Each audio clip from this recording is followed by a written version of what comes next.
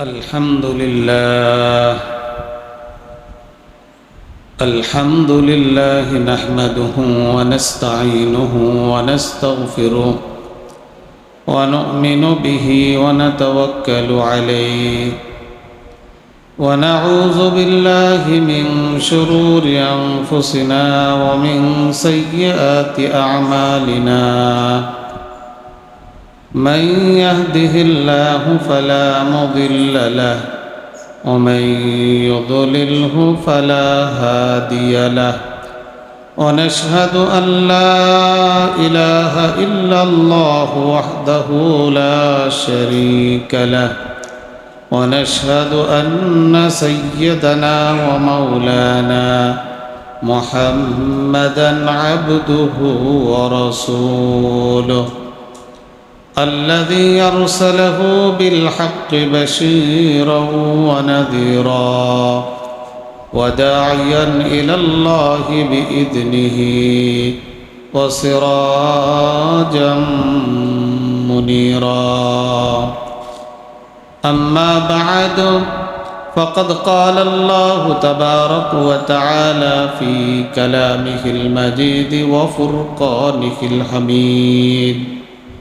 أعوذ بالله من الشيطان الرجيم بسم الله الرحمن الرحيم وإذ ابتلى إبراهيم ربه بكلمات فأتمهن قال إني جاعلك للناس إماما قال ومن ذريتي قال لا ينال عهد الظالمين آمنت بالله صدق الله مولانا العظيم وصدق رسوله النبي الأمي الكريم ونحن على ذلك من الشاكرين والشاهدين والحمد لله رب العالمين سبحانك لا علم لنا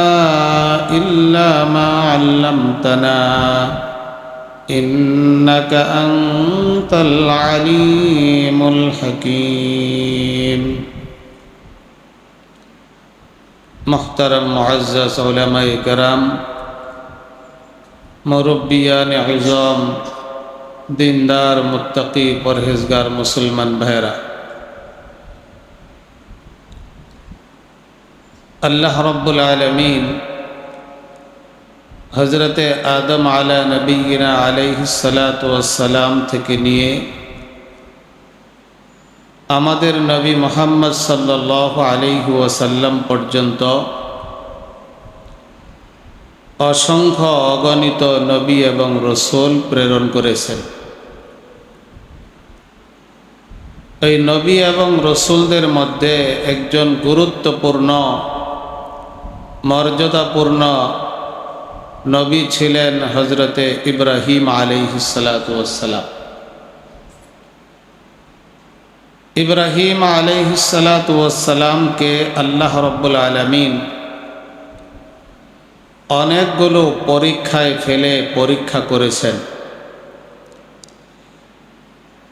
আর ইব্রাহিম আলাইহিস সালাতু ওয়াস সালাম ওই সমস্ত পরীক্ষায় উত্তীর্ণ হয়েছেন, সফলকাম হয়েছেন।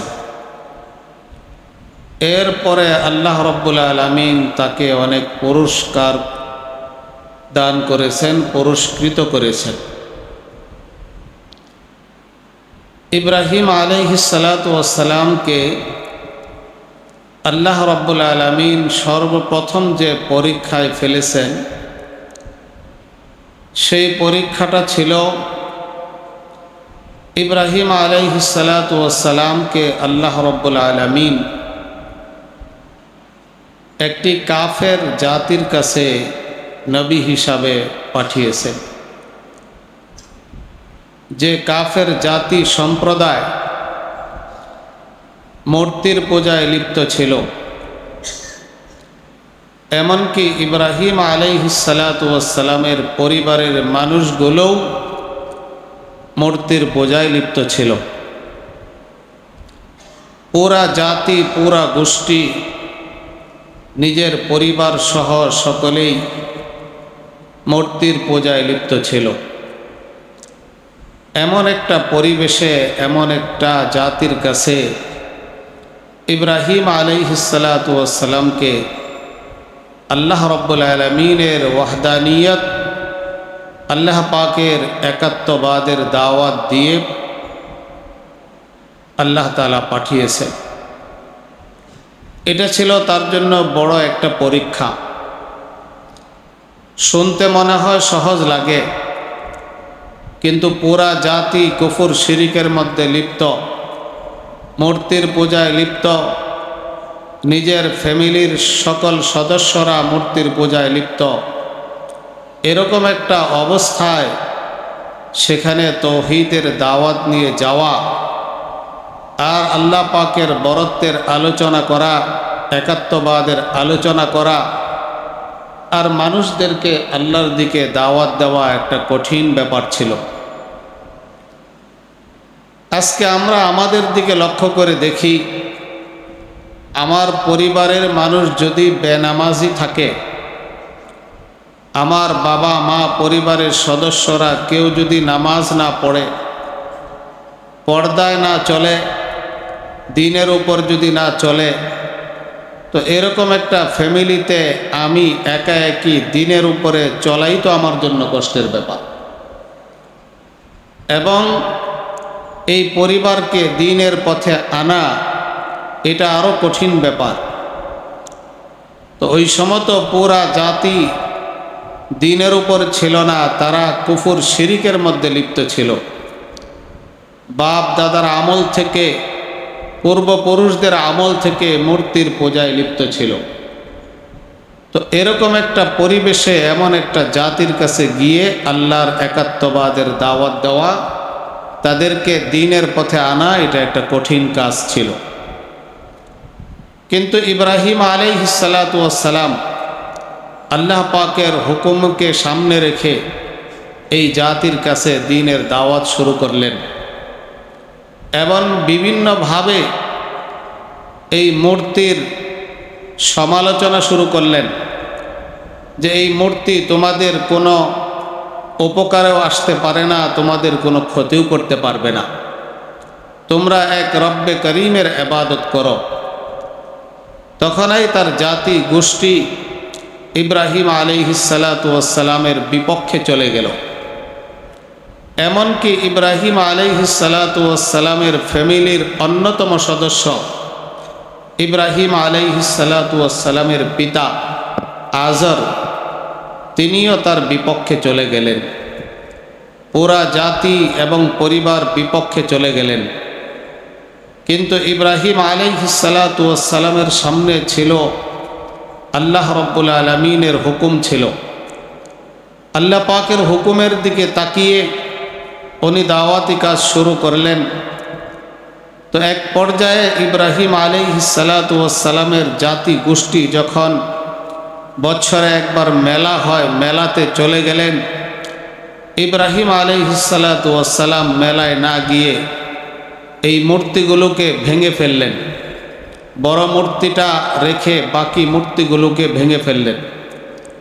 মূর্তি ভাঙ্গার মাকসাদ, উদ্দেশ্য এটা ছিল, তারা যখন আসবে আর দেখবে ছোট মূর্তিগুলো ভাঙ্গা আর বড় মূর্তিটা অবশিষ্ট রয়েছে, তো নিশ্চয়ই তারা বড় মূর্তির কাছে জিজ্ঞাসা করবে এই ছোট মূর্তিগুলোর এই অবস্থা কেন হলো।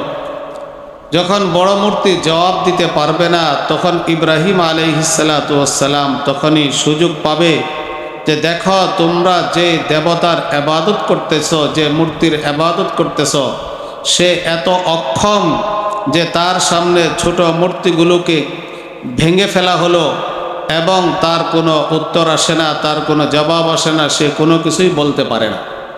তাহলে এই মূর্তিগুলো কত অসহায়, কত অক্ষম, এই জিনিসটা জাতির সামনে তুলে ধরার জন্য ইব্রাহিম আলাইহিসসালাতু ওয়াসসালাম মূর্তিগুলোকে ভেঙে ফেললেন। কিন্তু এই জাতি বাস্তবতা উপলব্ধি করতে না পেরে উল্টো ইব্রাহিম আলাইহিসসালামের বিপক্ষে অ্যাকশনে চলে গেল। নমরুদ সিদ্ধান্ত নিল রাষ্ট্রীয়ভাবে যে ইব্রাহিমকে আগুনে পুড়িয়ে ফেলা হবে।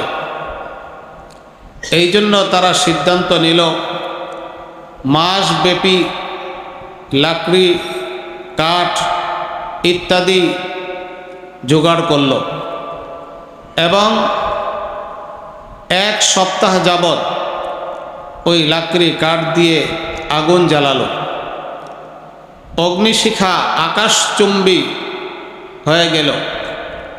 তখন এই বিশাল আগুনের মধ্যে ইব্রাহিম আলাইহিসসালামকে নিক্ষেপ করার হুকুম দিল। এটা ছিল ইব্রাহিম আলাইহিসসালামের জন্য দ্বিতীয় আরেকটা পরীক্ষা, যে সে আল্লাহ পাকের হুকুমের উপরে অটল থাকবে, অটল থেকে আগুনে নিক্ষিপ্ত হবে, না আল্লাহ পাকের হুকুম থেকে সরে যাবে। ইব্রাহিম আলাইহিসসালাম পরীক্ষায় পাশ করলেন। আল্লাহ পাকের ওয়াহদানিয়তের দাওয়াত চালিয়ে যাবে, অবস্থা যাই হোক না কেন। আল্লাহকে রাজি খুশি করাই উদ্দেশ্য। নবীরা এই শিক্ষা দিয়ে গেছেন মুমিনদেরকে। দুনিয়াতে অবস্থার পরিবর্তন হতে থাকবে, কখনো সুস্থতা, কখনো অসুস্থতা, কখনো আরাম আয়েশ, কখনো শান্তি, কখনো অশান্তি, সুখ দুঃখ, এটা দুনিয়াতে হবে। আপনি বেহেশতে চলে যাবেন, ওখানে শুধু সুখ আর সুখ, ওখানে কোনো অশান্তি নাই। দুনিয়াতে মুমিনের জীবনে কখনো সুখ শান্তি আসবে, কখনো অশান্তি আসবে, কখনো মনের মধ্যে আনন্দ উৎফুল্লতা থাকবে, কখনো পেরেশানি আর চিন্তা আসবে। সর্ব অবস্থায় মুমিন যেন আল্লাহ পাকের হুকুমের উপরে অটল থাকে। এমন না যে সুখের হালতে আনন্দ উল্লাস যখন করবে, সচ্ছলতা থাকবে, পেরেশানি মুক্ত থাকবে, তখন আল্লাহর হুকুম পালন করবে, আর যখন পেরেশানিতে লিপ্ত হবে, দুঃখ কষ্ট আসবে, তখন আল্লাহর হুকুমকে ছেড়ে দিবে, এরকম না। দুনিয়ার অবস্থা পরিবর্তন হতেই থাকবে, কিন্তু আল্লাহ পাকের হুকুমের মধ্যে কোনো ধরনের পরিবর্তন করা যাবে না। এই জন্য ইব্রাহিম আলাইহিসসালাম আল্লাহ পাকের হুকুমের উপরে অটল রইলেন, আল্লাহর বরত্বের দাওয়াত দিতে শুরু করলেন। এদিকে নমরুদ আগুন প্রজ্বলিত করল। ইব্রাহিম আলাইহিসসালামকে এই বিশাল আগুনের মধ্যে নিক্ষেপ করার চিন্তা ভাবনা করা শুরু করলো। এখন কিভাবে নিক্ষেপ করবে? এই বিশাল আগুনের নিকটেই তো যাওয়া যায় না, আগুনের গরম আর তাপে। তো ওই যুগে নিক্ষেপ যন্ত্র ছিল, মিনজানিক ছিল, যেটা দ্বারা কোনো কিছু নিক্ষেপ করা হতো, এক যন্ত্র মিনজানিক। ওই মিনজানিকের মাধ্যমে তাকে নিক্ষেপ করার মশওয়ারা দিল শয়তান। এরপরে এই মিনজানিকের মাধ্যমে ইব্রাহিম আলাইহিসসালামকে আগুনে নিক্ষেপ করা হলো। যখন ইব্রাহিম আলাইহিসসালামকে আগুনে নিক্ষেপ করলো, ফেরেশতা সহ এই জমিনের সমস্ত মখলুক চিৎকার শুরু করে দিল। 4টা জায়গায় ফেরেশতারা পর্যন্ত কান্নাকাটি করেছে, তার মধ্যে একটা জায়গা হলো এটা। যখন ইব্রাহিম আলাইহিসসালামকে আগুনে নিক্ষেপ করলো, ফেরেশতারা পর্যন্ত কাঁদছে এবং সমস্ত মখলুক চিৎকার শুরু করছে, হায় আল্লাহর খলিল, আল্লাহর বন্ধুর সাথে এ কি হতে যাচ্ছে। আল্লাহ রব্বুল আলামিনের কাছে সাহায্য করার অনুমতি চাইলেন মখলুক ফেরেশতাগণ। আল্লাহ রব্বুল আলামিন সাহায্যের অনুমতি দিলেন, যাও, যদি আমার খলিল ইব্রাহিম সাহায্য চায় তাহলে তোমরা তাকে সাহায্য করো।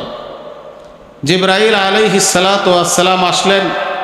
আসার পরে বললেন, হে আল্লাহর খলিল, আমি আপনাকে সাহায্য করার জন্য আসছি। আপনি আমাকে বলেন 600 পাখা আছে, আমার একটা পাখার একটা কোনা ব্যবহার করলে এই আগুন নির্বাপিত হয়ে যাবে, নিভে যাবে। আপনি আমাকে সাহায্য করেন। বৃষ্টির ফেরেশতা আসছে, বৃষ্টি দিয়ে আগুন নিবানোর প্রস্তাব দিয়েছে। বাতাসের ফেরেশতা আসছে, বাতাস দিয়ে আগুন নিবানোর প্রস্তাব দিয়েছে। ইব্রাহিম আলাইহিস সালাতু ওয়াস সালাম বললেন, সাহায্যের তো প্রয়োজন আছে, তবে আপনাদের সাহায্যের প্রয়োজন নাই, আমার আল্লাহ রব্বুল আলামিনের সাহায্যের প্রয়োজন আছে। আমি কোনো মাখলুকের সহযোগিতা নিতে চাই না, আমি আমার রব্বে করিমের সাহায্য চাই। যে রব্বে করিমের হুকুমে আমি দ্বীনি দাওয়াতি কাজ চালিয়ে যাচ্ছি, যে রব্বে করিমের ভালোবাসার মোহাব্বতের কারণে, দুস্তি আর মোহাব্বতের কারণে আজকে আমার এই অবস্থা, সেই রব্বে করিম যদি আমাকে সহযোগিতা করেন তাহলে আমি সেই সহযোগিতা চাই। আর আমার রব্বে করিম যদি পছন্দ করেন আমি আগুনে পুড়ে মারা যাই, শেষ হয়ে যাই, তাহলে আমি এতেই খুশি, এতেই রাজি আছি। তো যখন কোনো মানুষের কাছে, মাখলুকের কাছে সাহায্য চাইলেন না, তো সরাসরি আল্লাহ রব্বুল আলামিন আগুনকে হুকুম করলেন। এটাই নিয়ম। বান্দা আল্লাহর ব্যাপারে যেরকম ধারণা করবে, বান্দা যদি আল্লাহর ব্যাপারে এরকম ধারণা করে যে আমার এই দুনিয়ার সমস্যা আমার আল্লাহ পূরণ করবে দুনিয়ার কোনো মাধ্যম ছাড়াই, সরাসরি আমার রব্বে করিম আমার সমস্যা দূর করে দিবে, এরকম ইয়াকিন আর ঈমান আর তাওয়াক্কুল আর ভরসা যদি রাখতে পারে, আল্লাহ রব্বুল আলামিন ওই বান্দার সমস্যার সমাধান সরাসরি গায়েব থেকে করে দেন। দুনিয়ার কোনো মাখলুকের মাধ্যম দিয়ে না, সরাসরি আল্লাহ রব্বুল আলামিন করে দেন। ইব্রাহিম আলাইহিস সালাতু ওয়াস সালাম সরাসরি আল্লাহর কাছে সাহায্য চাইছেন। এই জন্য আল্লাহ রব্বুল আলামিন বাতাসের ফেরেশতার মাধ্যমে সহযোগিতা করেন নাই, বৃষ্টির ফেরেশতার মাধ্যমে সহযোগিতা করেন নাই, জিবরাইলের মাধ্যমে সহযোগিতা করেন নাই, কোনো মাখলুকের মাধ্যমে সহযোগিতা করেন নাই। সরাসরি আল্লাহ রব্বুল আলামিন আগুনকে হুকুম করেছেন, কুলনা ইয়া নারু কুনি বারদাও ওয়া সালামান আলা ইব্রাহিম, হে আগুন আমার ইব্রাহিমের জন্য তুমি ঠান্ডা হয়ে যাও। বারাদান মানে ঠান্ডা হয়ে যাও, শীতল হয়ে যাও। সাথে সাথে আবার বলেছেন ওয়া সালামান, শান্তিদায়ক হয়ে যাও। ঠান্ডা হলে অনেক সময় বরফ হয়ে যায়। তো যদি এই কথা বলতেন কুলনা ইয়া নারু কুনি বারদান, ঠান্ডা হয়ে যাও, হতে পারত বরফের মতো হয়ে যাবে, তখন আর আরামদায়ক হবে না। আগুনের দ্বারা যেরকম কষ্ট হয় বরফের দ্বারাও কষ্ট হবে। এই জন্য সালামান বলছেন, শান্তিদায়ক হয়ে যাও। এই হুকুম দেওয়ার সাথে সাথে শুধু আল্লাহ পাক ওই আগুনকে হুকুম দেন নাই, যে আগুনে ইব্রাহিম আলাইহিস সালাতু ওয়াস সালামকে নিক্ষেপ করেছেন, মুতলাকান আগুনকে হুকুম দিয়েছেন। শুধু আগুন বলেছেন, ব্যাপকভাবে আমভাবে বলেছেন। এই জন্য ওই সময় পৃথিবীতে যত আগুন ছিল, নমরুদে যে আগুন জ্বালিয়েছে ইব্রাহিম আলাইহিস সালাতু ওয়াস সালামকে শাস্তি দেওয়ার জন্য, সেই আগুন ছাড়াও পৃথিবীতে যত আগুন ছিল সমস্ত আগুন ঠান্ডা হয়ে গেছে, সমস্ত আগুন ঠান্ডা হয়ে গেছে। মুফাসসিরিনগণ লিখেছেন আগুনের রং কালার সব ঠিক ছিল, দেখতে আগুনের মতোই দেখা যাইত, কিন্তু ইব্রাহিম আলাইহিস সালাতু ওয়াস সালামের জন্য আগুন ঠান্ডা হয়ে গেছে। ইব্রাহিম আলাইহিস সালাতু ওয়াস সালামের জন্য তার যে জ্বালানি ক্ষমতা, এটা সে প্রয়োগ করে নাই। কারণ আগুনের মধ্যে জ্বালানির ক্ষমতা কে দিয়েছেন? আল্লাহ দিয়েছেন। আল্লাহর হুকুমেই চলে। এই পৃথিবীতে সমস্ত কিছুর মধ্যে আল্লাহর হুকুম চলে। এই সব কিছু আল্লাহর সৃষ্টি। বাতাসের মধ্যে আল্লাহর হুকুম চলে, এরকমভাবে সূর্যের মধ্যে আল্লাহর হুকুম চলে, মেঘের ভিতরে আল্লাহর হুকুম চলে, সব কিছুর মধ্যে আল্লাহর হুকুম চলে। এই জন্য আগুনের মধ্যেও আল্লাহর হুকুম জারি হয়ে গেছে। আমার ইব্রাহিমকে পোড়াতে পারবে না, জ্বালাইতে পারবে না। এই জন্য ওই বিশাল আগুন যে জ্বালিয়েছিল, ওই আগুন দ্বারা লাকড়িগুলো, কাঠগুলো তো জ্বলতেছিল। ইব্রাহিম আলাইহিস সালাতু ওয়াস সালামের আশেপাশে যা ছিল সব পুড়ে ছারখার হয়ে গেছে। এমনকি ইব্রাহিম আলাইহিস সালাতু ওয়াস সালামকে যে রশিগুলো দ্বারা বেঁধে আগুনে নিক্ষেপ করা হয়েছে, ওই রশিগুলো পর্যন্ত পুড়ে গেছে। ইব্রাহিম আলাইহিস সালাতু ওয়াস সালামের একটা পশম পর্যন্ত পুড়ে নেই। এটাই আল্লাহ পাকের হুকুম। আজকে পৃথিবীতে এর নমুনাও দেখা যায় মাঝে মাঝে। বাড়িঘরে আগুন লেগে সব কিছু পুড়ে যায়, শক্ত শক্ত জিনিস পুড়ে যায়। বাসা বাড়িতে যদি কোরআন শরীফ থাকে তাহলে ওই কোরআন শরীফের অক্ষরগুলো পুড়ে না। কোরআন শরীফের অক্ষরের পার্শ্বে যে সাদা কাগজ থাকে ওই সাদা কাগজ পুড়ে যায়, কিন্তু কোরআনের অক্ষর যে লেখা আছে আল্লাহর আয়াতগুলো সেটা পড়ে না। এটা আপনারাও হয়তো প্রত্যক্ষ করেছেন, দেখেছেন, আমি বহুবার দেখেছি। অনেক বড় বড় শক্ত জিনিস পড়ে গেছে, কিন্তু দরজা, কাঠের দরজা পড়ে গেছে, কিন্তু ওই দরজার উপরে একটা কাগজে লেখা ছিল লা ইলাহা ইল্লাল্লাহ মুহাম্মাদুর রাসূলুল্লাহ। এই কালেমা লিখিত কাগজটা পর্যন্ত পড়ে না। তো ইব্রাহিম আলাইহিস সালাতু ওয়াস সালামকে এই আগুনে স্পর্শ করেছে, কিন্তু তার একটা পশম পর্যন্ত পড়তে পারে নাই। আল্লাহ পাকের হুকুমের বাহিরে আগুন যাবে না। আল্লাহ রাব্বুল আলামিন ইব্রাহিম আলাইহিস সালাতু ওয়াস সালামের জন্য এই আগুনটাকে ফুলের বাগানে পরিণত করে দিয়েছে। ইব্রাহিম আলাইহিস সালাতু ওয়াস সালাম আগুনে কতদিন ছিলেন? বিভিন্ন মতামত রয়েছে, 40 দিনের কথাও আসছে। বিশুদ্ধ মত হলো 7 দিন আগুনের ভিতরে ছিলেন, 7 দিন 7 রাত্র। ইব্রাহিম আলাইহিস সালাতু ওয়াস সালাম আগুন থেকে বের হওয়ার পরে ওনার বর্ণনা, আগুনের আগেও আমি জীবনযাপন করেছি, আগুনে পড়ার পরেও আমি জীবনযাপন করেছি, কিন্তু আগুনে যে 7 দিন ছিলাম ওই 7 দিন যে আরামে ছিলাম এরকম শান্তিদার আরামে আমার জীবনের কোনো দিন কাটেনি। এই জন্য আমার ভাইরা, দুনিয়াতে এর চাইতে বড় কোনো মুসিবত আছে যে আপনার হাত পা বেঁধে বিশাল আগুনের মধ্যে আপনাকে ফেলে দিছে? এটা বিরাট বড় কঠিন মুসিবত না? এরকম মুসিবতের মধ্যেও যদি আল্লাহ তাআলা একটা পশমও যদি না পুরান, আল্লাহ তাআলা একদম সহি সালামতে রাখতে পারেন, তাহলে আমার দুনিয়াতে যত ধরনের দুঃখ কষ্ট মুসিবত আসুক, পেরেশানি আসুক, আমি যদি আল্লাহর কাছে সাহায্য চাই, আল্লাহর কাছে দোয়া করি, আল্লাহ এই পেরেশানির মধ্যেও আপনি আমাকে শান্তিতে রাখতে পারবেন। এই জন্য আমি বলেছিলাম একজন সাহাবী, তার নাম হলো ইমরান ইবনুল হুসাইন। এই সাহাবীর এই এক পার্শ্বে, এই পিঠে আর পেটের মাঝখানে এক পার্শ্বে বড় একটা ফোড়া উঠছে, 20 ফোড়া। এটা গলেও না আবার দাবেও না, এইভাবে শক্ত হয়ে আছে। ফোড়া উঠলে কি অবস্থা হয়? পুরা শরীর জ্বর উঠে যায়, অস্থির হয়ে যায়।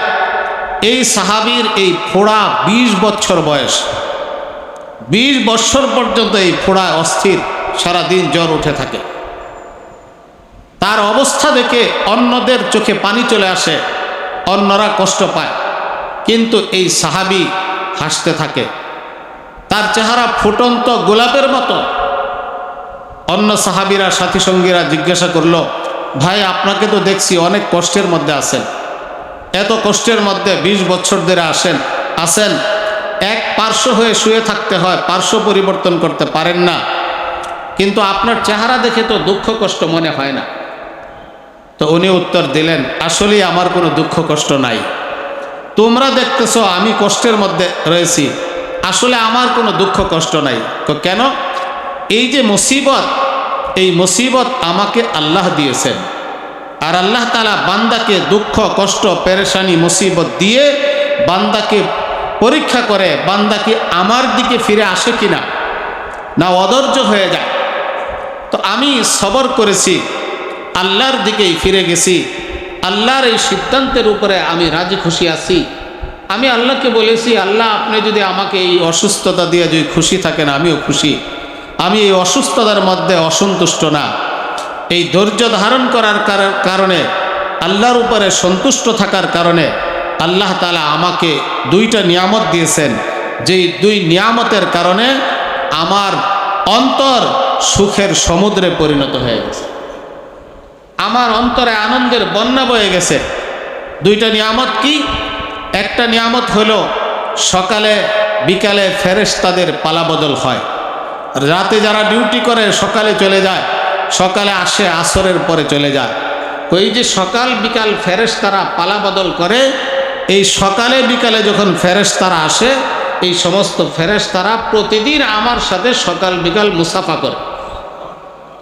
এখন তোমরাই বলো, যেই ব্যক্তির এই অবস্থা যে সকাল বিকাল এই ফেরেশতারা তার সাথে মুসাফা করে, আসমানের বাসিন্দারা নুরানি ফেরেশতারা যার সাথে মুসাফা করে, তার কি দুঃখ কষ্ট থাকতে পারে? দুঃখ কষ্ট থাকতে পারে না। এই জন্য আমার কোনো দুঃখ কষ্ট নাই। আরেকটা নিয়ামত কি দিয়েছেন? তো আমি এই সবর আর ধৈর্য ধারণ করার কারণে ধৈর্যশীলদের জন্য আল্লাহ পাক জান্নাতের মধ্যে যে নিয়ামত, যে পুরস্কার রেখে দিয়েছেন, প্রতিদিন সকালে বিকালে আমাকে ওই জান্নাতের নিয়ামত আল্লাহ পাক দেখায় দেয়। এই জন্য তোমরা দুনিয়ার মানুষ মনে করতেছ আমি অনেক কষ্টে আছি, কিন্তু আসলে আমি অনেক শান্তিতে আছি। আমার অন্তরের ভিতরে সুখ শান্তি, এমন সুখ শান্তি সারা পৃথিবীর মানুষের দিলের মধ্যে যে সুখ শান্তি নাই, আল্লাহ পাক আমার অন্তরে সেই সুখ শান্তি ঢেলে দিয়েছে। এই জন্য দুনিয়ার মানুষ দেখতেছে ইব্রাহিম আলাইহিস সালাতু ওয়াস সালাম অনেক কষ্টের মধ্যে, তাকে আগুনে ফেলে দেওয়া হয়েছে, কঠিন মুসিবতের মধ্যে পড়ে আছেন, কিন্তু আল্লাহ রাব্বুল আলামিন তার জন্য শান্তির ব্যবস্থা আগুনের মধ্যেই করে দিয়েছেন। এই জন্য আমার ভাইয়েরা, আমি যদি ক্ষুধার্ত থাকি, আমার আল্লাহর সাথে যদি আমার সম্পর্ক থাকে, আমি যদি আল্লাহর জিকির করতে থাকি, আল্লাহর ভালোবাসা মহাব্বত আমার অন্তরে ধারণ করে আল্লাহর গোলামি করতে থাকি, এই ক্ষুধার্ত অবস্থায় আল্লাহ আমাকে সুখ শান্তি দিবেন। আমি যদি অসচ্ছল অবস্থায় থাকি, এই অসচ্ছলতার মধ্যেই আল্লাহ তাআলা আমাকে সুখ শান্তি দিয়ে দিবেন। সুখ শান্তির জন্য সচ্ছলতার প্রয়োজন নাই, খাবারের প্রয়োজন নাই। সাহাবাদের ঘরে খাবার ছিল না, একবেলা খেতে পারলে দ্বিতীয়বার খেতে পারতেন না, 2 দিন 3 দিন পর্যন্ত চুলা জ্বলত না, বিছানা ছিল না, মাটির মধ্যে শুয়ে থাকতেন, বালিশ ছিল না, ইটের মধ্যে মাথা রাখত।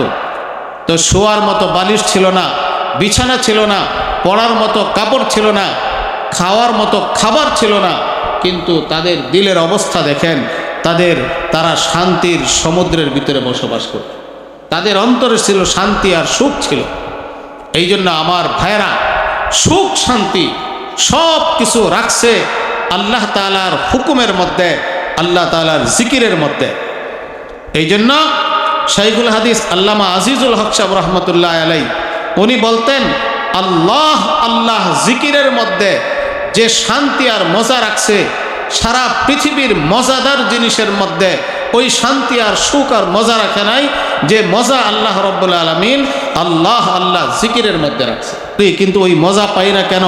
আমাদের জবানে গীবত করি, আমাদের জবানে মিথ্যা কথা বলি, আমাদের জবানে এরকমভাবে অনেক গুনাহ করে জবানকে আমরা অপবিত্র করে ফেলছি। এই জন্য আমরা আল্লাহ আল্লাহর জিকিরের মধ্যে স্বাদ আর মজা পাই না। এরপরেও যদি বান্দা মুসিবতের মধ্যে পড়ে আল্লাহর জিকির করতে থাকে, আল্লাহ পাকের ঘোষণা, আলা বিজিকিরিল্লাহি তাতমাইন্নুল কুলুব, আল্লাহর জিকিরের দ্বারা বান্দার অন্তরের পেরেশানিকে আল্লাহ তাআলা দূর করে দিয়ে আল্লাহ পাকের পক্ষ থেকে বান্দার কলবের ভিতরে আল্লাহর জিকিরের বরকতে বিশেষ সকিনা, বিশেষ রহমত নাজিল করে তার অন্তরে আল্লাহ তাআলা প্রশান্তি দান করে। এই জন্য দুনিয়ার দুঃখ কষ্ট মুসিবতের মধ্যে পড়ে আল্লাহকে না ভোলা, বরঞ্চ তখন আরও বেশি আল্লাহকে স্মরণ করা। যাই হোক, বলতেছিলাম ইব্রাহিম আলাইহিস সালাতু ওয়াস সালামকে সর্বপ্রথম পরীক্ষা ফেললেন, মূর্তির পূজারীদের কাছে দাওয়াত দেওয়ার জন্য পাঠাইলেন। 2 নম্বর পরীক্ষায় ফেললেন, আগুনে ফেলে দিলেন। 3 নম্বর পরীক্ষায় ফেললেন। এই 2 পরীক্ষায় পাশ করলেন। এই 3 নম্বর পরীক্ষা, যে তার জন্মভূমি ছিল ইরাকে, ইরাক ছেড়ে ছেলে এরকম পরিবারের লোকজনকে নিয়ে চলে যাওয়ার হুকুম দিলেন সিরিয়া, ওই ফিলিস্তিনের এলাকা, সিরিয়াতে চলে যাওয়ার হুকুম দিলেন। নিজের জন্মভূমি ছাড়া, যেখানে জন্ম নিয়েছে এবং জীবনের বড় একটা অংশ, বড় একটা সময় যে এলাকায় থাকছে, ওই এলাকা নিজের বসত বাড়ি ছেড়ে যাওয়া, এটা মানুষের জন্য অনেক কষ্টের ব্যাপার।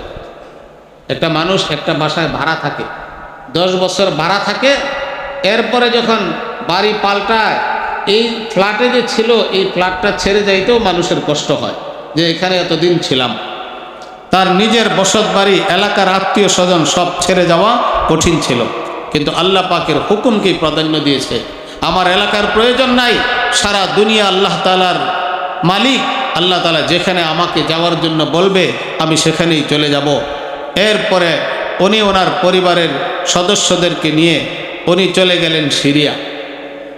সিরিয়াতে আল্লাহ তাআলা অনেক বরকত রেখে দিয়েছেন। ওই এলাকায় অসংখ্য অগণিত নবী পাঠাইছেন। ওই এলাকায় অনেক নবীদের পা মুবারক পড়েছে, যার ফলে আল্লাহ রাব্বুল আলামিন বাহ্যিক নিয়ামত দিয়েও ফল ফুল শস্য শ্যামল এরকম খাবার দাবার দিয়ে জমিনকে উর্বর করে আল্লাহ তাআলা নিয়ামতের প্রাচুর্যতা দিয়ে ভরে দিয়েছিলেন। তো ওই সিরিয়াতে যাওয়ার পরে বেশি দিন যেতে পারেন নাই, হঠাৎ করে একদিন জিবরাইল আলাইহিস সালাতু ওয়াস সালামকে আল্লাহ তাআলা পাঠাইলেন মানুষের আকৃতি ধারণ করে। নবীদের কাছে ওহী নিয়ে আসে জিবরাইল, কখনো নিজের আকৃতিতেই আসে, এটার সংখ্যা খুব কম, মাঝে মাঝে, আর বেশিরভাগ মানুষের আকৃতি ধারণ করে আসে। এই সর্বপ্রথম পৃথিবীতে ইব্রাহিম আলাইহিস সালাতু ওয়াস সালামের কাছে জিবরাইল আলাইহিস সালাতু ওয়াস সালাম মানুষের আকৃতি ধারণ করে 2টা উটনি নিয়ে আসলেন। আসার পরে ইব্রাহিম আলাইহিস সালাতু ওয়াস সালামকে বললেন, আপনি আপনার দুধের শিশু ইসমাইল এবং তার মা হাজেরা, এই 3 জন চলেন। আগের থেকে কোনো হুকুম আসে নাই, 2-4-5 দিন আগের থেকে প্রস্তুত থাকতে বলেন নাই, চলেন এই এলাকা ছেড়ে যেতে হবে। কোথায় যাব? চলেন, আল্লাহ যেখানে যাওয়ার হুকুম দিয়েছে সেখানেই যাবেন। ইব্রাহিম আলাইহিস সালাতু ওয়াস সালাম বলেন, আসলামতু লিরাব্বিল আলামিন, আমি রব্বুল আলামিনের সামনে মাথা ঝুঁকাইলাম, আল্লাহ পাক আমাকে যেখানে যেতে বলবেন আমি সেখানেই যাব। এটা ছিল 4র্থ নম্বর পরীক্ষা। ছেলে বাচ্চাকে নিয়ে, স্ত্রীকে নিয়ে চললেন। এক উটের ভিতরে জিবরাইল আর এক উটের ভিতরে তারা 3 জন। জিবরাইল আগে আগে চলেন, আর ইব্রাহিম আলাইহিস সালাতু ওয়াস সালাম বাচ্চা স্ত্রী সহ পিছনে পিছনে চলেন। যখনই রাস্তায় কোনো উদ্যান দেখা যায়, বনানী দেখা যায়, ফল ফলাদি গাছপালা ফলমূল দেখা যায়, পানির ব্যবস্থা দেখা যায়, সুন্দর বাতাস মনোরম পরিবেশ দেখা যায়, ইব্রাহিম আলাইহিস সালাতু ওয়াস সালাম বলেন, ভাই জিবরাইল, এখানেই আমাদেরকে বসবাস করাও। জিবরাইল বলেন যে এখানে আপনার ইচ্ছা মতো বসবাস করার অনুমতি নাই, আল্লাহ পাক যেখানে বসবাস করার জন্য হুকুম দিবেন সেখানেই বসবাস করতে হবে, চলেন সামনে। আবার চলতে থাকতো। যখনই কোনো উদ্যান বনানী দেখা যাইতো আবার প্রস্তাব দিতেন, আবার জিবরাইল এই কথাই বলতেন। এরপরে চলতে চলতে 10 দিন লাগছে না 15 দিন লাগছে না 20 দিন লাগছে না 1 মাস লাগছে এগুলো উল্লেখ নাই। বাস এরপরে চতুর্দিক থেকে পাথর আর পাথর, মরুভূমির এলাকায় পৌঁছে গেলেন। চলতে চলতে এক পর্যায়ে 4টা পাহাড়ের মাঝখানে একটু নিচু জায়গা, একটা পাহাড় হলো সাফা আর একটা পাহাড় হলো মারোয়া। একদিকে সাফা মারোয়া, অন্যদিকে জাবালে ওমর, জাবালে আবি কুবাইস, এগুলো বর্তমান নাম। এই 4 পাহাড়ের মাঝখানে একটু নিচু এলাকা, নিচু জায়গা, যেখানে বর্তমানে কাবা শরীফ রয়েছে। আগে ওটা ছিল না, তার ভিত্তি ছিল জমিনের নিচে ছিল। নূহ আলাইহিস সালাতু ওয়াস সালামের তুফানের কারণে ভেঙে গিয়েছিল, দৃশ্যমান ছিল না, কাবা ঘর ছিল না। তো ওই জায়গাতে, কাবা ঘরের পার্শ্বে ওই জায়গাতে ইসমাইল আর বিবি হাজরাকে রেখে চলে যাওয়ার হুকুম দিলেন। হুকুমটা কেমন ছিল? হে আল্লাহর নবী, আপনি আপনার স্ত্রী আর বাচ্চাকে রেখে চটে পড়েন। বিদায় বেলা যে কিছু কথা আছে বুঝায় সুমজায় যাওয়া, যে দেখো আল্লাহর হুকুম, এখানে তোমরা থাকো, আল্লাহ ব্যবস্থা করবে, সুখ শান্তিতে রাখবে, আমি চলে যাইতেছি, আল্লাহ পাকের হুকুম, কোনো কিছু বোঝানোর ক্ষমতা নাই, অনুমতি নাই, কিছু বলার অনুমতি নাই। চটে পড়েন এবং পিছনের দিকে তাকাইতেও পারবেন না। এখানে অল্প কিছু পানি, খেজুর আর স্বাভাবিক কিছু খাবার রেখে চলে গেলেন ইব্রাহিম আলাইহিস সালাতু ওয়াস সালাম। পিছনের দিকে ফেরার অনুমতি নাই। এবার বিবি হাজারা বয়স মাত্র 20-22 বছর, অল্প বয়সের মেয়ে। ছোট দুধের বাচ্চা, যেই এলাকার ভিতরে শুধু কালো পাথর আর পাথর, আশেপাশে 100 কিলোমিটারের ভিতরে কোনো মানুষজন, পশু পাখি, গাছপালা, ফল মূল কোনো কিছুই নেই, পানিরও ব্যবস্থা নেই, এরকম জায়গা রেখে স্বামী চলে যাচ্ছে। আর প্রত্যেক স্ত্রী তার স্বামীর ব্যাপারে জানে। ইব্রাহিম আলাইহিস সালাম তো দয়াবান ছিলেন, উনি চলে যাচ্ছেন, কোনো কিছু বলতেছেন না, বাচ্চা কোলে নিয়ে পিছনে পিছনে ছুটছেন, 2.5 মাইল পর্যন্ত গিয়েছেন। এরপরে বিবি হাজেরা বললেন, আপনি কি আল্লাহর হুকুমে আমাদেরকে এখানে রেখে যাচ্ছেন? আল্লাহ আমারাকা বিহাজা, আল্লাহকে আপনাকে এই হুকুম করছেন আমাদেরকে রেখে যাওয়ার জন্য? পিছনের দিকে ফিরেন নাই, শুধু মাথা ঝুঁকায় বলছেন যে হ্যাঁ, আল্লাহ পাকের হুকুমেই তোমাদেরকে রেখে যাচ্ছি। বিবি হাজেরাও তো নবীর স্ত্রী ছিলেন, ঈমান ছিল পাহাড়ের চূড়ার মতো, সাথে সাথে বলে দিলেন, আপনি চলে যান, আমাদের কোনো ভয় নাই, আমার আল্লাহ আমাকে বাড়িতে রেখে যেভাবে নিরাপদে রাখতে পারেন, এই পাহাড়ের মধ্যে অন্ধকারে আমাকে নিরাপদে রাখতে পারবেন।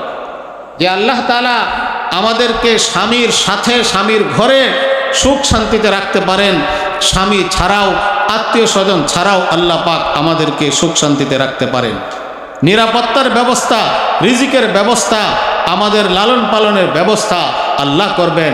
এত বড় তাওয়াক্কুল ছিল আর ভরসা ছিল আল্লাহ পাকের উপর, ঈমান ছিল। আজকে আমাদের ঘরে যখন খাবার থাকে না, এরকম টাকা পয়সা থাকে না, আমরা পেরেশান হয়ে যাই, অস্থির হয়ে যাই, কোত্থেকে খাবো, কি করব, কোত্থেকে টাকা পয়সার ব্যবস্থা হবে, টেনশনে এরকমভাবে পেরেশান হয়ে যাই। আল্লাহ পাক আমাকে পাঠাইছে, রিজিক দিয়েই পাঠাইছে, একটা ব্যবস্থা আল্লাহ করবেনই। জায়নামাজে বসে আল্লাহর কাছে হাত তোলেন, আল্লাহ আপনি আমাকে বানাইছেন, রিজিকের ব্যবস্থা আপনিই করেছেন, আল্লাহ আপনি ব্যবস্থা করেন। আল্লাহ পাক গায়েবের খাজানা থেকে ব্যবস্থা করেন। যাই হোক, চলে গেলেন ইব্রাহিম আলাইহিস সালাম, চলে গেলেন, বিবি হাজেরা চলে আসলেন যেখানে রাখছেন ওখানে। ইব্রাহিম আলাইহিস সালাম একেবারে উটের উপরে চড়ে পাহাড় অতিক্রম করে যখন পাহাড়ের ওই পাশে চলে গেলেন, তখন ওই বাইতুল্লাহর দিকে ফিরলেন। তখন তো আর দেখা যায় না, তখন কিছু দোয়া করলেন, রব্বি জাআল হাযা বালাদান আমিনা, আল্লাহ এই শহরটাকে, এই মক্কা নগরীকে আপনি নিরাপদ শহরে পরিণত করেন। এখানে আমার বিবি বাচ্চা আপনার হুকুমেই রেখে গেলাম, এখানে কোনো জানোয়ার বা কোনো ক্ষতি করবে এরকম যেন না হয়, এই শহরকে আপনি নিরাপদ শহরে পরিণত করেন। রব্বি জাআল হাযা বালাদান আমিনা, এক দোয়া। দ্বিতীয় আরেকটা দোয়া করছেন, অরজুক আহলাহু মিনাস সামারাত, আর এই শহরকে বিভিন্ন ধরনের ফল ফলাদি দিয়া আপনি এই শহরকে ভরে দেন, এই শহরবাসীকে রিজিক দিয়া দেন ফল ফলাদি দিয়ে। আল্লাহ দোয়া কবুল করেছেন, আল্লাহ দোয়া কবুল করেছেন। ওই মুলকে শামের ভিতরে ছিল, সিরিয়াতে একটা এলাকা ছিল, এই এলাকা জমিন খুব উর্বর ছিল, এমন কোনো ফল ফলাদি ছিল না যে সেখানে হতো না, খুব সুস্বাদু আর মধুর এই ফল ফলাদি ছিল। জিব্রাইল আলাইহিস সালামকে হুকুম করেছেন, জিব্রাইল তার পাখা দিয়া একবারে জমিনের ভিতরে ঢুকাইয়া পুরা শহরটাকে উঠায় নিয়ে আসছেন। উঠায় নিয়ে আসা বাইতুল্লাহ শরীফের চতুর্পার্শ্বে তওয়াফ করে মক্কা থেকে 90 কিলোমিটার দূরে 7,500 ফুট উপরে পাহাড়ের উপরে ওই শহরটাকে আল্লাহ তাআলা রেখে দিলেন, ওই জমিনটাকে রেখে দিলেন। তার নাম হলো তয়েফ। তয়েফ মানে তওয়াফ করনেওয়ালা, যে তওয়াফকারী। এই শহর তওয়াফ করছে বাইতুল্লাহর চতুর্পার্শ্বে। এরপরে ওই মক্কা থেকে দূরে রাখছে যাতে করে মক্কাতে হাজি সাহেবদের আনাগোনা কষ্ট না হয়, পাশের ফল ফলাদি যেন মক্কায় আসতে পারে, এইভাবে করে দোয়া কবুল করেছেন। এরপরে ইব্রাহিম আলাইহিস সালাম চলে যাওয়ার পরে যে ঘটনা ঘটছে, আমি তো মাঝে মাঝে কল্পনা করি, এই যে রেখে গেল, যখন সর্বপ্রথম রাত আসলো, এই রাত তাদের কিভাবে কাটছে? কোনো মানুষজন নাই, কোনো ছাদ নাই, চতুর্দিক থেকে কালো পাথর, অন্ধকার, রাতের অন্ধকার, কালো পাথরের অন্ধকার। কিভাবে তাদের রাত কাটছে? অল্প বয়সের একটা মেয়ে ছোট বাচ্চাকে নিয়ে। মানুষ তো তাদের অন্তর কিভাবে কাটছে। এইভাবে কয়েকদিন যাওয়ার পরে পানি শেষ, খাবার শেষ, পানি তো লাগবে। এই জন্য বিবি হাজেরা পার্শ্বে পাহাড় সফা মারওয়া ওখানে দৌড়াদৌড়ি শুরু করে দিয়েছেন। উদ্দেশ্য হলো কোথাও পানি পাওয়া যায় কিনা বা কোনো মানুষ পাওয়া যায় কিনা যে মানুষ পানির সন্ধান দিবে। একবার সফা থেকে মারওয়া, মারওয়া থেকে সফা, এরকম উঁচু পাহাড় থেকে নিচে নেমে আবার উপরে ওঠা, আবার নিচে নামা, 7 বার যখন চক্কর কাটছে, তারপরে যখন নিচু জায়গায় আসছে আর শরীরে কাজ করে না, দুর্বল হয়ে গেছে, একেবারে পড়ে গেছে। এরপরে উনি দেহের ভিতরে যা শক্তি ছিল, 7 বার দৌড়াদৌড়ি করার পরে দেহের ভিতরে শক্তি ছিল, এই শক্তি দিয়ে একটু সোজা হয়ে দাঁড়াইছে যে আমার ছেলেটাকে একটু দেখি, এমন যেন না হয় আমি আমার জায়গায় মরে যাব, ছেলে ছেলের জায়গায় মরে যাব, একটু দেখতেও পারবো না। একটু শরীরের শক্তি দিয়া একটু দাঁড়ায় দেখে যায় ছেলের পায়ের গোড়ালি থেকে পানির নহর জারি হয়ে গেছে। এরপরে দৌড়ে গেলেন, যা দেখেন যে ইসমাইল আলাইহিস সালাতু ওয়াস সালামের এরকম ছোট বাচ্চা, এরকম পায়ের গোড়ালির থেকে জিবরাইল আলাইহিস সালাতু ওয়াস সালামের পাখা দিয়া এরকমভাবে আঘাত করে এক ঝর্ণার ব্যবস্থা করেছেন। এই পানি চতুর্দিকে ছড়ায় পড়তেছে। আর তখন বিবি হাজেরা গিয়ে চতুর্দিকে পানি ছড়ায় পড়তেছে, চতুর্দিকে গড়ায় পড়তেছে। উনি ইব্রানি ভাষায় বলছেন জমজম, জমজমের অর্থ হলো যে থেমে যাও। তারপরে এই পানি থেমে গেছে। বুখারী শরীফের হাদিস, আল্লাহ নবী বলেছেন যদি আমার আম্মা যান জমজম না বলতেন তাহলে চতুর্দিকে ছড়ায় ছড়ায় সারা পৃথিবী সমুদ্রে পরিণত হয়ে যেত। এরপরে এই পানি এরকমভাবে জমজমের পানির ব্যবস্থা হয়েছে। মক্কার আশেপাশে কোথাও ভূগর্ভে পানি নাই, এই জমজমের পানির ব্যবস্থা হয়েছে। আজ থেকে নিয়ে প্রায় 5000 বছর হয়ে গেল। এই পানি পরিষ্কার, পানির ভিতরে কোনো শ্যাওলা নাই, কোনো ব্যাঙ পোকা মাকড় ইত্যাদি কোনো কিছুই নাই। মোটর চালু হলে 3টা ছিদ্র দিয়ে পানি আসে, বড় ছিদ্র দিয়া এরকম গল গল করে পানি আসে। এই পানির এই পানির ভিতরে গত জমাও বলেছিলাম আল্লাহ পাক শেফা রেখে দিয়েছেন, ক্ষুধা নিবারণের যোগ্যতাও রেখে দিয়েছেন জমজমের পানির ভিতরে। এই জমজমের পানি যে নিয়তে পান করবে সে নিয়ত পোড়া হবে। হাফেজ ইবনে হাজার আসকালানী রহমতুল্লাহ আলাই বড় এক মুহাদ্দিস ছিলেন, বুখারী শরীফের ব্যাখ্যা গ্রন্থ লেখছেন ফতহুল বারী। উনি জমজমের পানি পান করে নিয়ত করেছিলেন আল্লাহ আমি যেন 3000 পৃষ্ঠার এক কিতাব আছে সেটা মুখস্থ করতে পারি। আগামী বছর হজে যাওয়ার আগেই 3000 পৃষ্ঠার কিতাব মুখস্থ করে ফেলেছে। এবার যখন পানি আসলো, এবার পশু পাখি দেখলো যে কোথায় পানি আছে, পশু পাখি আসলো, এরকম হাইওয়ান জানোয়ার আসলো। এরপরে লম্বা ইতিহাস, কাফেলা যাইতেছিল, কাফেলা যখন দেখলো যে এখানে উপরে পাখি উঠতেছে তো তাহলে এখানে মানুষ আছে, ওখানে গিয়ে দেখে যায় এরকমভাবে বিবি হাজেরা ইসমাইল আলাইহিস সালাতু ওয়াস সালাম বসা। তো বলছে আমাদেরকে এখানে বসবাসের অনুমতি দিবে। এই কওমের নাম ছিল কওমে জুরহাম, জুরহাম জাতি, ওখানে বসবাস করছে। এরপরে আস্তে আস্তে চলতে চলতে চলতে চলতে এইভাবেই আল্লাহ রাব্বুল আলামিন মক্কাকে আবাদ করেছেন। এই ছিল ইব্রাহিম আলাইহিস সালাতু ওয়াস সালামের উপরে 4র্থ নম্বর পরীক্ষা।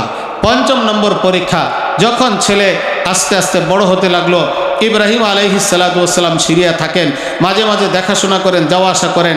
একেবারে যখন এরকম বালেগ হওয়ার কাছাকাছি হয়ে গেলেন তখন আরেকটা পরীক্ষা শুরু হলো, যেই পরীক্ষা হলো জবাহ ইসমাইল, ইসমাইল আলাইহিস সালাতু ওয়াস সালামকে জবাই করার পরীক্ষা। সেই পরীক্ষাও উনি কী করেছেন, পাশ করছেন। এ বিষয়ে আগামী জুমায় ইনশাআল্লাহ আলোচনা করব। আল্লাহ রাব্বুল আলামিন আমাদেরকে আমল করার তৌফিক দান করেন। আমার ভাইরা, ইব্রাহিম আলাইহিস সালাতু ওয়াস সালামকে আল্লাহ তাআলা হুকুম দিয়েছিলেন তুমি নিজের এলাকা ছাড়ো, স্ত্রী পুত্র ছাড়ো, ছেলেকে ছেড়ে দাও, স্ত্রীকে ছেড়ে দাও, এলাকা ছেড়ে দাও। আমাদেরকে কিন্তু আল্লাহ তাআলা এই হুকুম করেন নাই যে তুমি এলাকা ছাড়ো, ঘরবাড়ি ছাড়ো, তোমার ছেলে মেয়ে স্ত্রী পুত্র ছাড়া অন্য জায়গায় চলে দাও, এটা হুকুম দেন নাই। আমাকে হুকুম দিয়েছেন তুমি তোমার বাড়িতে থাকো, এলাকায় থাকো, স্ত্রী পুত্রের কাছে থাকো, আত্মীয় স্বজনের কাছে থাকো, তুমি মিথ্যা ছেড়ে দাও, গীবত ছেড়ে দাও, জুলুম করা ছেড়ে দাও, গুনাহের কাজ ছেড়ে দাও। আমাদেরকে ঘর বাড়ি ছাড়তে বলে নাই, পাপাচার ছাড়তে বলছেন। আজকে মিথ্যা ছাড়তে পারতেছি না। যত ব্যবসায়ী আছে জিজ্ঞাসা করেন, বলে যে হুজুর মিথ্যা ছাড়া ব্যবসা চলে না। আল্লাহ আল্লাহর নবী বলছে মিথ্যা ছাড়া চলে। আর আমাদের শতভাগ মানুষের ভিতরে এই ইয়াকিন চলে আসছে, মিথ্যা ছাড়া ব্যবসা চলে না। একটা ব্যবসায়ী যদি মিথ্যা ছেড়ে দেয়, ধোঁকাবাজি ছেড়ে দাও, ধোঁকাবাজি ছাড়া ব্যবসা চলে না। উকিল আদালতে যান, বলে মিথ্যা ছাড়া আমাদের ওকালতি চলে না। ডাক্তারদের কাছে চলে যান, ধোঁকাবাজি ছাড়া আমাদের ডাক্তারি চলে না। ক্লিনিকওয়ালাদের কাছে চলে যান, ধোঁকাবাজি ছাড়া ক্লিনিক চলবে। কোনো একটা সেক্টর আল্লাহর হুকুমের উপরে নাই, অথচ প্রত্যেকটা ব্যক্তিকে আল্লাহ পাক বলছেন তুমি তোমার এলাকায় থাকো, তোমার পরিবারের কাছে থাকো, তুমি ঝুট ছেড়ে দাও, মিথ্যা ছেড়ে দাও, পাপাচার ছেড়ে দাও, মাদক ছেড়ে দাও। আজকে যারা মাদকের ব্যবসা করতেছে, মাদকের ব্যবসা করে নিজেদের বাড়ি গাড়ি কিছু সম্পদ কামানোর জন্য পুরা জাতিকে ধ্বংস করে দিচ্ছেন, পুরা যুবকদেরকে ধ্বংস করে দিচ্ছেন, যুবতীদেরকে ধ্বংস করে দিচ্ছেন, পুরা দেশ জাতিকে এরকমভাবে ধ্বংস করে দিচ্ছেন। তাদেরকে শুধু মাদকের মধ্যে না, মাদকের মধ্যে লিপ্ত করে জেনা, হত্যা, ধর্ষণ, এই সমস্ত বড় বড় পাপাচারের মধ্যে পুরা জাতিকে ঠেলে দিয়ে আপনি কোন বালাখানায় থাকতে চান, কোন বাড়ি গাড়িতে থাকতে চান? আপনার জন্য আখেরাতে কি প্রস্তুত আছে, জান্নাত না জাহান্নাম? একটু নিজের বিবেকের কাছে প্রশ্ন করেন, আমি জাতিকে ধ্বংস করে আজকে আমি কি সুখ শান্তি চাই, কি টাকা পয়সা চাই, কি বাড়ি গাড়ি চাই? আমাদেরকে এগুলো ছাড়তে বলছেন। এই জন্য ইব্রাহিম আলাইহিস সালাতু ওয়াস সালামের জীবনী বলার উদ্দেশ্য হলো এখান থেকে শিক্ষা গ্রহণ করা। তাদেরকে ইব্রাহিম আলাইহিস সালাতু ওয়াস সালামকে আগুনে ফেলে দেওয়া হয়েছে, জান নিয়ে যাওয়ার কথা বলছেন, এলাকা ছাড়তে বলছেন, বিবি বাচ্চা ছাড়তে বলছেন, সন্তানকে জবাই করতে বলছেন। এত কঠিন হুকুম আল্লাহ আমাদেরকে দেন নাই, অনেক সহজ হুকুম দিয়েছেন। কঠিন হুকুম যদি উনি পালন করতে পারে, আমরা সহজ হুকুম কেন পালন করতে পারবে না?